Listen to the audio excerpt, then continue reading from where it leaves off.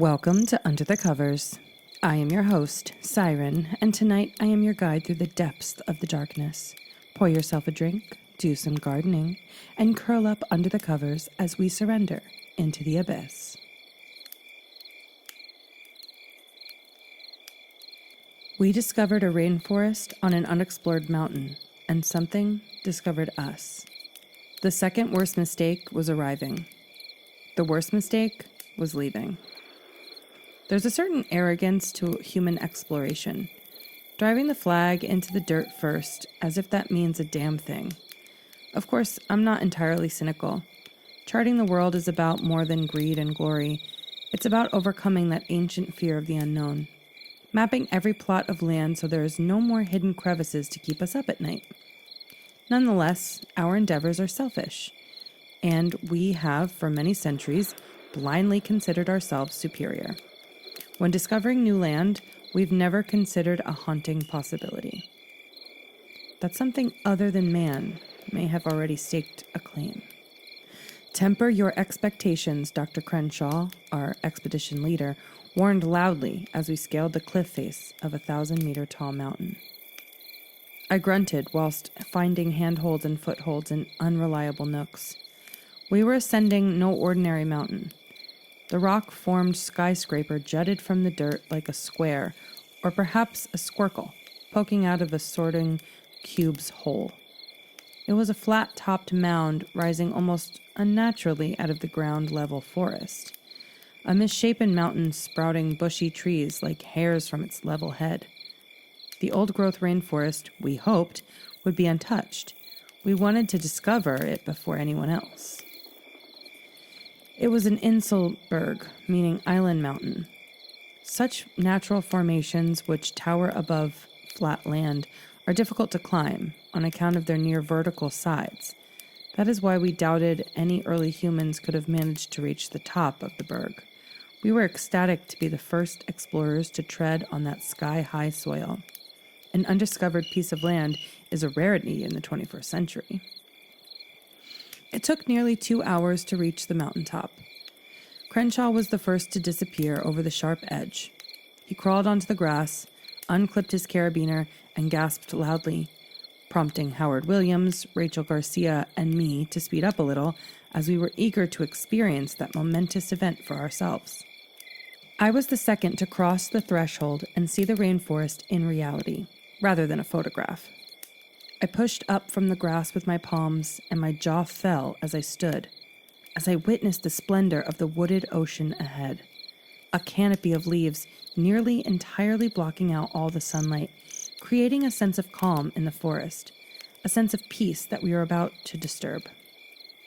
This was a team of biologists and researchers who had spent years following in the footsteps of others.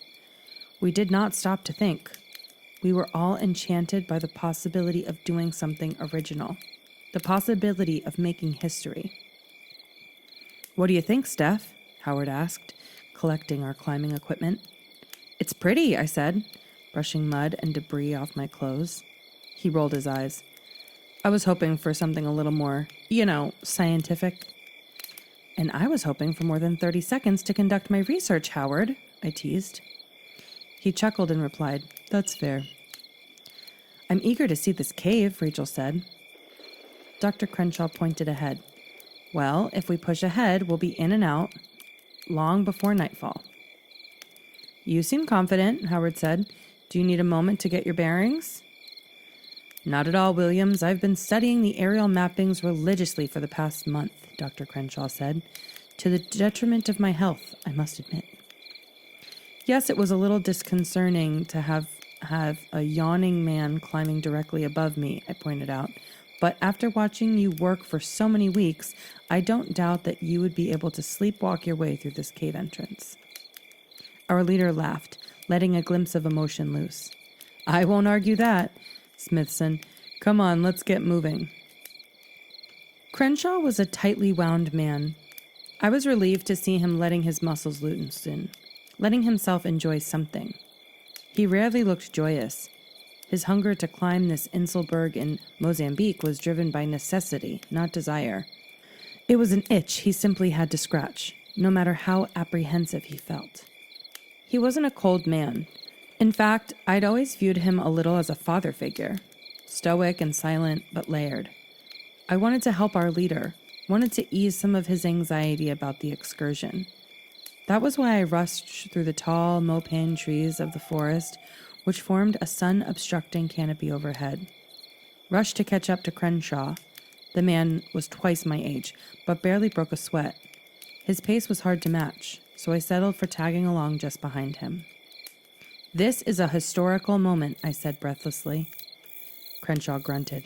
If, I repeated between my heavy pants. "If we haven't been beaten," he finished. I shook my head. "We hadn't been beaten, I'm sure of it. We were the first to locate this forest on the aerial." "I'm not talking about recorded history," Dr. Crenshaw interrupted.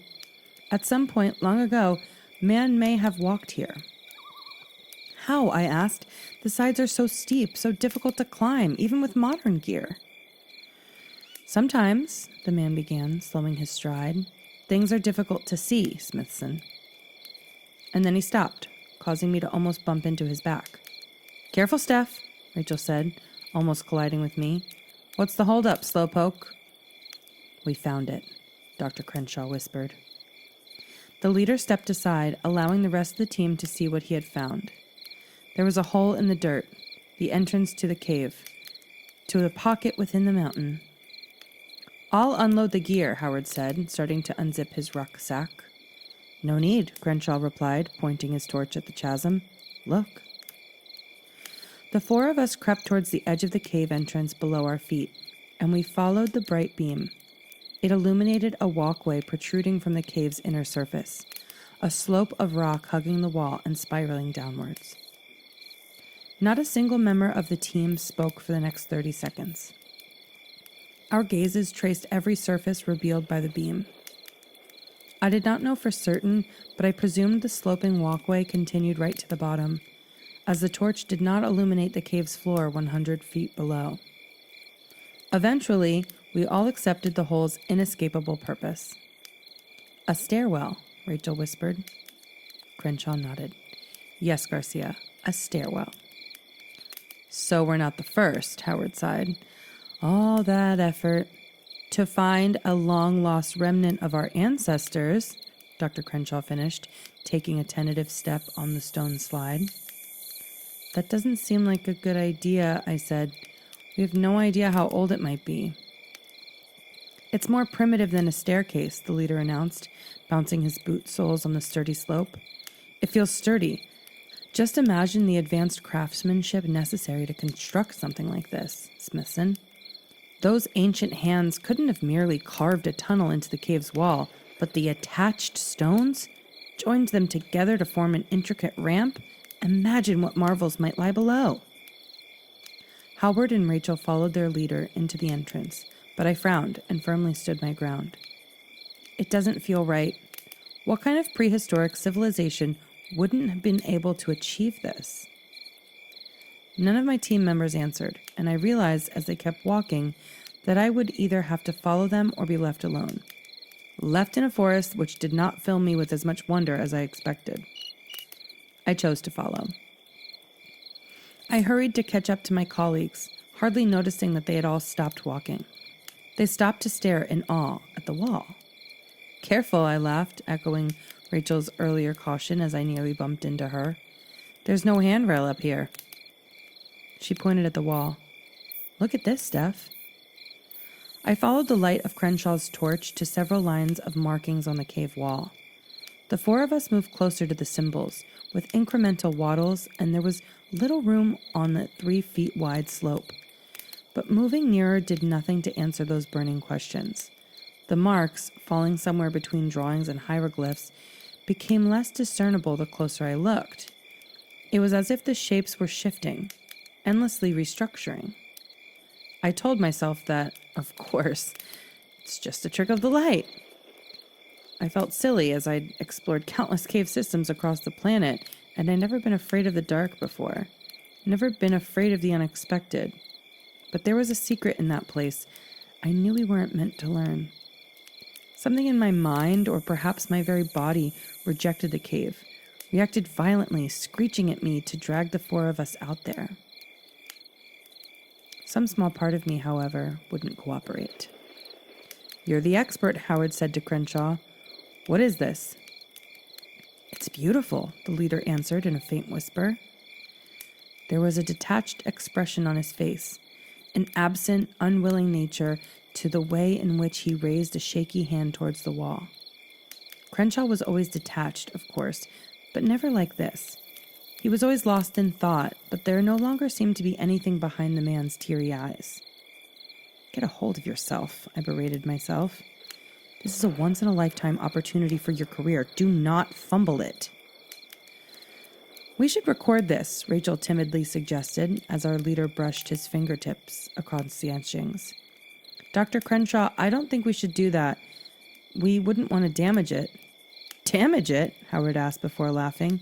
"It's a stone etching that's lasted for millennia. It'll serve the human touch." He didn't feel it, but Rachel did. I did. "Dr. Crenshaw," I started. Then came a sharp cry of pain from our fearless leader's mouth, and the rest of us jolted in shock. We steadied ourselves quickly, thankfully, managing not to plummet over the side of the slope. Crenshaw's hand retracted, whipped backward, and what sounded like a crack of bones, except the awful noise came from the wall itself. "Crenshaw," Howard cried, "are you okay?" "Yes," the man murmured. He lifted his index finger to the light of the torch, revealing a thin trickle of red spilling down the back of his hand. "How did you do that?" Howard asked. "Did you cut it on something?" I started to take off my rucksack. "I've got the first aid kit." Dr. Crenshaw shook his head and shone the torch beam onto the wall again. "That won't be necessary." Only I seemed to see it as the man quickly drew his torch away, but my photographic memory always serves me.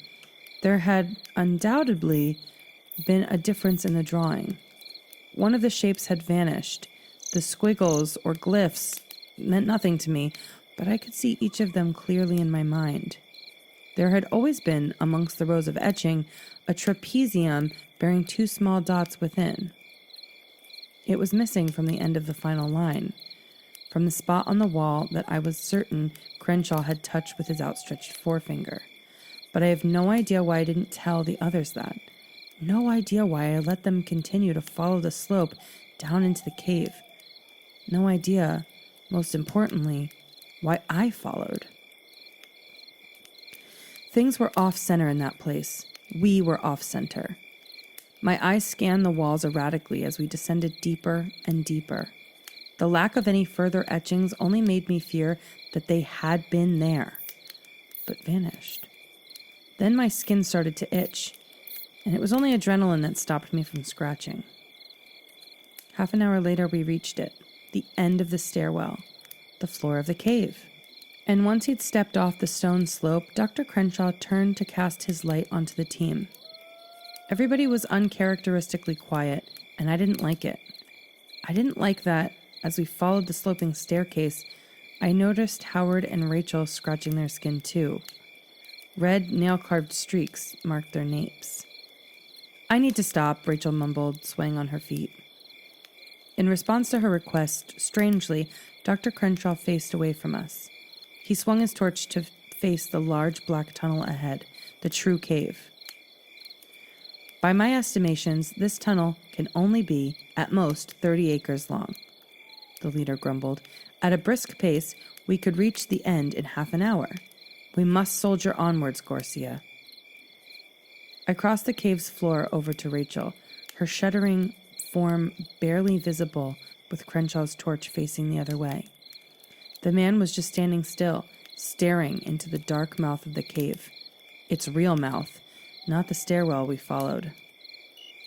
By the time I reached my colleague, she had turned pale. Even in the scarce light, that much was clear.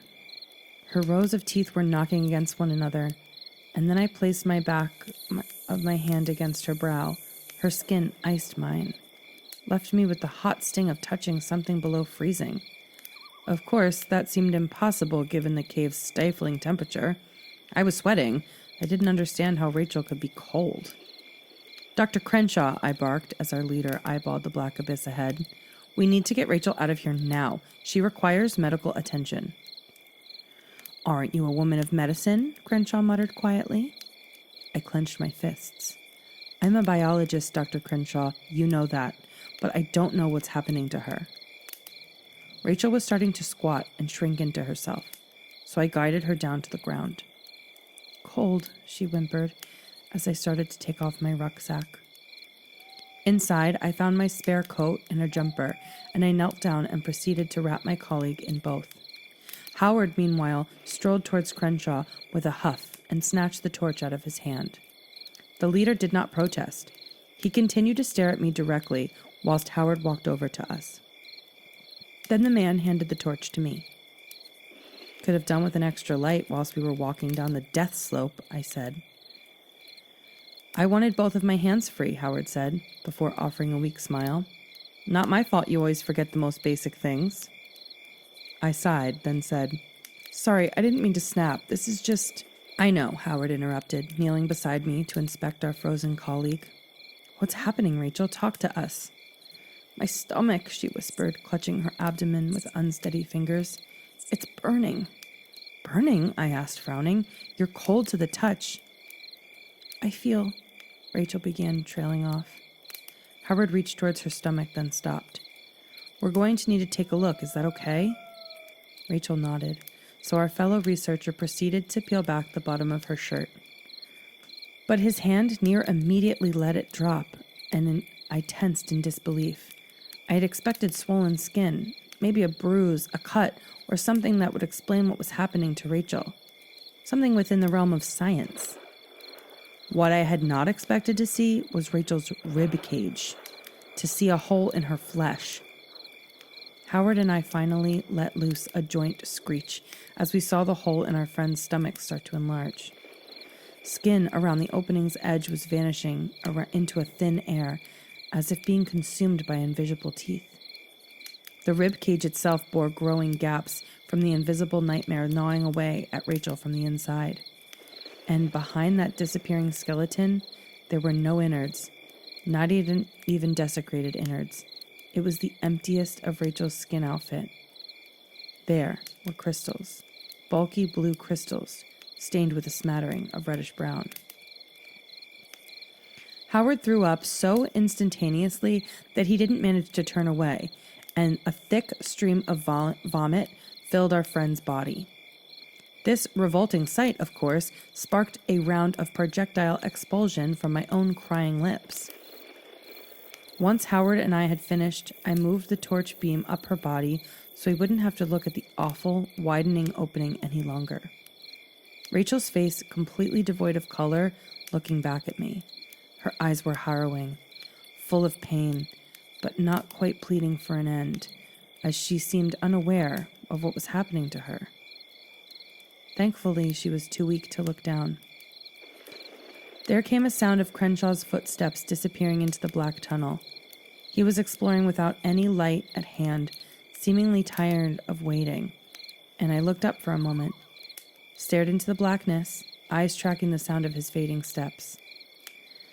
Now, with no more adrenaline coursing through my veins, I am aware that I felt something. Something at the very far end of the tunnel. Something large, still, and malevolent. Something watching. Something, in spite of its great size, naked to the human eye. What's wrong? Rachel whined, her skin's shade transitioning from white to blue. Nothing, I lied quietly. How the fuck are you still alive? Howard yelled, sending himself into a sputter of coughs. Stop it, Howard, I begged, before turning back to her. You're okay, Rachel. Everything's going to be okay. There are so many of them, she whispered, eyes beginning to roll back in her head. I shivered. So many of what? My colleague smiled as a trickle of watery liquid squeezed out of her tightly closed mouth. Not blood, as she seemed to have nothing left inside. It wasn't really a smile, of course. The muscles moved her lips into the right position, but it was muscle memory. She wasn't happy in that moment. She wasn't even Rachel anymore. Whatever grinned at us, It lifted a finger and tapped the blue, lifeless temple of my colleague. "They're up here," she giggled, tapping repeatedly. "Upstairs, chattering to each other. I hear them. Even now, they're still so..." And then Rachel, or whatever remained of her, extinguished. I wailed in horror and sorrow, though the knot in my chest had admittedly loosened. To see Rachel's torment end was blessing. "Famished," Dr. Crenshaw said, completing the lifeless woman's unfinished sentence. Without a moment's hesitation, I shot the torch upward and looked away from Rachel's corpse. The expedition leader had not vanished into the blackness of the cave. Or if he had, he'd somehow silently returned to his original standing position at its mouth. His back, once more, was turned to us, and he eyeballed the empty tunnel ahead. Dr. Crenshaw was not the same as he had been, however, which drew more horrified yelps from Howard and myself. The back of our leader's head was missing. His skin bore an open wound, which seemed to be growing wider and wider as something unseen munched away. "They're up there," Rachel had said. Howard and I no longer wanted answers. We rose to our feet and crept backwards, reversing towards the slope. "We're going to get help," Howard feebly promised as we both started to run, preparing to hastily ascend to safety. I kept my torch beam on the floor below, illuminating Dr. Crenshaw, who still refused to turn and face us. But as Howard and I followed the spiraling staircase upwards, the side of our leader's body came into view, the side of his face. Once we were nearly directly above the frozen, mutilated man, Howard clutched tightly to my shaking body, and I leaned over the edge of the slope, casting a torch downwards. "Please stay there," I weakly requested, eyeballing the statue beneath our feet. Terrifyingly, I did not feel fear for Dr. Crenshaw, but for my fleeing colleague and me. A feeling justified by the project leader's head snapping backwards, I nearly slipped over the edge, saved only by Howard's firm grip, as Crenshaw's face cranked upwards. There was no face left at all. "They are way too small to be seen," the man whispered without a mouth, without vocal cords. "We enter their home, and they enter ours." Dr. Crenshaw's eyes, glazed and aimless, like those we had seen on Rachel, sat above a stretching opening in his face. What had once been his face. His mouth and nose had been consumed by that unstoppable, unseen mass. Then, when the wound eventually swallowed his eyeballs, Howard and I watched each of those tearful spheres turning into a red and white mist. Mist swallowed, like everything else, by thin air. Only holes remained, cutting a tunnel from the front to back of Crenshaw's head. The beam of my torch bored straight through the other side for a drawn-out second. And then the man's body crumpled into a lifeless, near-skinless mound, much like Rachel. The two corpses would, in a little time, become nothing more than mounds of bloody clothes. Then came skittering from the cave's bowels, a cacophony of overlapping skittering noises, which sounded to me like an untold number of feet, tiny, moving, relatively to their mass, at an unfathomable speed. Howard and I saw nothing of the sort, of course. They are too small to be seen. But the cave floor 10 feet under our watching point on the staircase started to darken, as if some mass of enormity were approaching. Battalions of the things, only visible once they had collected in immeasurable numbers. Scientific curiosity did not get the best of us. We did not wait to see the unknown things up close. Howard and I rushed up the spiral staircase, rushed at such speed that we nearly tripped over the sides, falling to our death. We ran until we were winded, then we kept running, even as the skittering started to sound along the walls, pursuing us towards the stairwell's exit. But they did not follow us out of the top, did not follow us into the rainforest. We made it. We had collapsed, lungs deflated and bodies crying in pain. But we made it. And that's what took me a few minutes to notice. noticed what was out of place. I was still processing what had happened.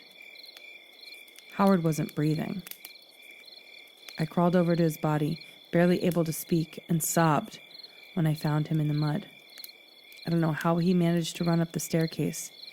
There was nothing left of him in the dirt but bones and a few remaining strips of skin on his skull. Tears soaking my skin, I unclipped Howard's rucksack from the back of half of his body, and the man haunted me one final time by twisting on his back, twisting to face me. I didn't move. He moved himself, moved of his own accord. The rest is a little bit more blurry blotches in my memory, a blur of physical and mental anguish. I'm amazed that I'm here to tell this tale at all, that in my state I succeeded in scaling down the Inselberg's vertical side, that I made it to the airport, flew back to Paris, and collapsed in my bed. Precisely 90 hours and 100 missed calls later, the adrenaline seemed to have evacuated my system. It was only tonight that I had found myself gripped by fresh horror. I woke in the middle of the night to the return of that unfixable itch. It was barely a tickle in the cave. Now, I'm burning alive, but I am so cold. I keep scratching, and with every fresh scratch, clumps of skin come away. Wounds form, and they grow on their own. I'm being consumed from the inside out, eaten by things too small to see. I don't know how those things escaped, but they did. I don't know how I survived so long whilst the others perished so quickly. How I made it down the mountain, onto the plane, and back to France. Except I do know. I know because I hear the chattering voices in my head, the voices which served that thing back in the cave, the thing which watched me from the dark. They did not kill me quickly because they wanted to make it back to the world of mankind, wanted me to transport them out of their cave. They needed a host, and now they are the explorers, discovering our world, our home, a place that, for whatever reason, they weren't able to reach until I entered their den and carried them free. We enter their home, and they enter ours. If I'd known, I would have remained in that isolated sky forest to die. But it's too late. You see, I noticed it on the plane, but I thought I had lost my mind. Thought I'd simply been affected by the trauma of what I experienced at the bottom of the stairwell. But I wasn't imagining things. The passengers started scratching their flesh. By the end of the flight, every last person on that flight was clawing irritably at their skin. It's out in the world now. You're not safe. Nobody's safe. Because they're too small to see. Too small. And too quick. Forgive us for what we did. I'm so sorry.